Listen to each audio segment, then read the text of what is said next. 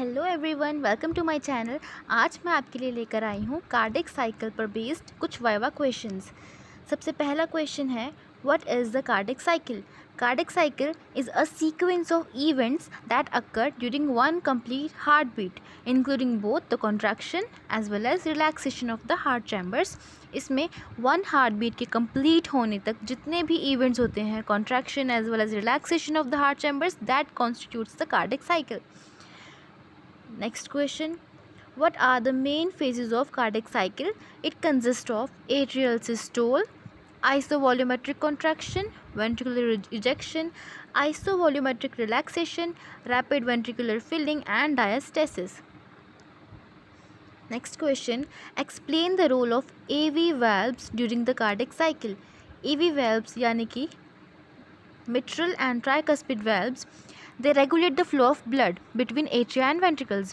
What happened during the systole? During the contraction of the atria, the valves are open, allowing the blood to flow from atria to the ventricles. And during ventricular systole, during the contraction of ventricles, these AV valves close to prevent the backflow of blood into the ventricles. Into the atria, not ventricles. Next question, what is systole and diastole in the cardiac cycle? Systole means contraction phase of heart chambers, and in this phase the heart chambers get contracted, during which, due to the contraction, the blood in them is pumped out of the ventricles into the respective arteries, that is aorta and pulmonary artery. Aorta for left ventricle and pulmonary artery for right ventricle. Diastole on the other side represent the relaxation phase of the heart chambers, allowing them to fill with blood before the next contraction. जो blood diastole में ventricle में fill हुआ होगा, that blood will pump out from ventricles in the systolic phase. Next question, what is the role of semilunar valves during the cardiac cycle?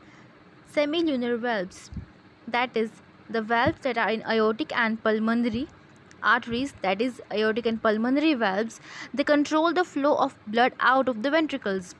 Once during the contraction of the ventricles, they get pumped out from the ventricles to these arteries. These valves control their flow so that they do not backflow into the ventricles again and into respective arteries. During ventricular contraction, the valves open to allow blood to be ejected from the ventricles.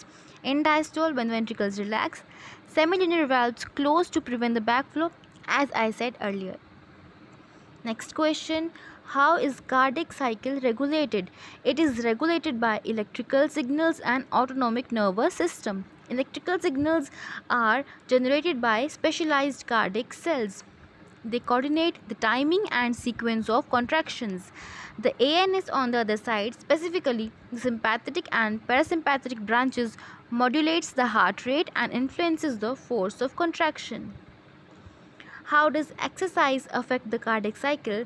As we know, exercise increases the demand for oxygen and nutrients in the body, which leads to an increased heart rate and cardiac output. During exercise, the cardiac cycle adapts by itself by increasing the frequency and force of contractions to meet the increased metabolic demands of the muscles. Additionally, the venous return and stroke volume also increase to accommodate the increased blood flow. So, cardiac cycle adapts by increasing the frequency and force of contractions to meet the body demand. How does the cardiac cycle relate to blood pressure? Blood pressure fluctuates during the cardiac cycle because of systole and diastole.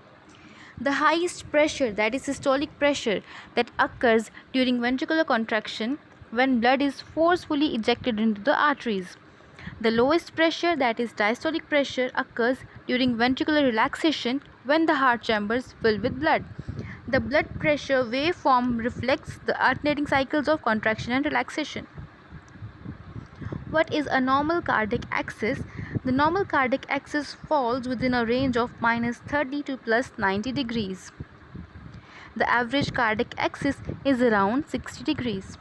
Deviations from the normal axis can indicate various cardiac conditions or abnormalities in the heart's electrical conduction system. Next question, how does the Frank stalling mechanism contribute to the cardiac cycle? The Frank stalling mechanism states that greater the initial stretch or preload of the cardiac muscle fibers, the more forcefully they contract during systole.